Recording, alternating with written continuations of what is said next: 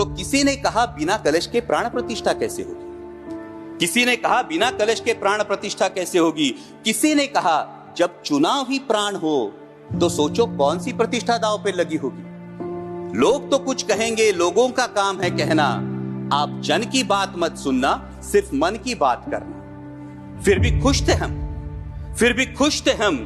500 साल का सपना जो पूरा हो रहा था, हमारे अंदर का हिंदू भी पूरी तरह से जाग गया था। तो चल पड़े अयोध्या की ओर, राम लल्ला की दर्शन की आस लगाए। चल पड़े अयोध्या की ओर, राम लल्ला के दर्शन की आस लगाए। जो सामने नजारा देखा वो देखकर दंग रह गए। वो 3 मंजिलें, 400 खंबे, 32 सीढ़ियां, जय श्री राम का नारा लगाते हुए हम सीढ़ियां चढ़ने लगे।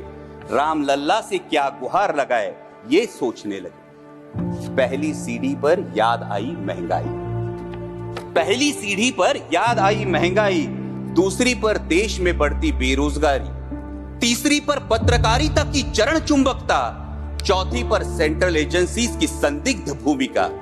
हर सीढ़ी पर कुछ न कुछ याद आ रहा था, हर सीढ़ी पर कुछ न कुछ याद आ रहा था।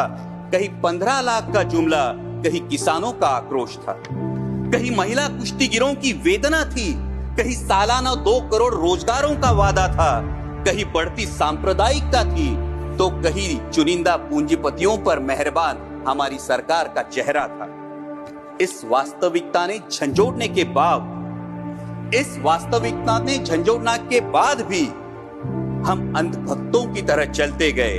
होश तो तब संभाला जब राम लल्ला के दर्शन हुए। हमें नतमस्तक देख राम लल्ला मुस्कुराते हुए बोले, हमें नतमस्तक देख राम लल्ला मुस्कुराते हुए बोले, मैं कल भी था, आज भी हूं, कल भी रहूंगा।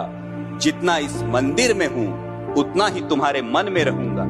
लेकिन याद रखना हमेशा, लेकिन याद रखना हमेशा, मैंने त्रेता युग में रामराज जलाया था, तुम कलयुग में जीते हो जहां संविधान ने गणराज जलाया है। धर्म समाज का किनारा जरूर है, धर्म समाज का किनारा जरूर है, लेकिन देश एक बहती धारा है। किनारे को धारा के बीच में लाया तो प्रवाह अड़ जाता है, प्रगति के पथ से हट जाता है। इसलिए धर्म का ठेकेदार नहीं, पहरेदार बनना चाहिए। इसलिए धर्म का ठेकेदार नहीं, पहरेदार बनना चाहिए।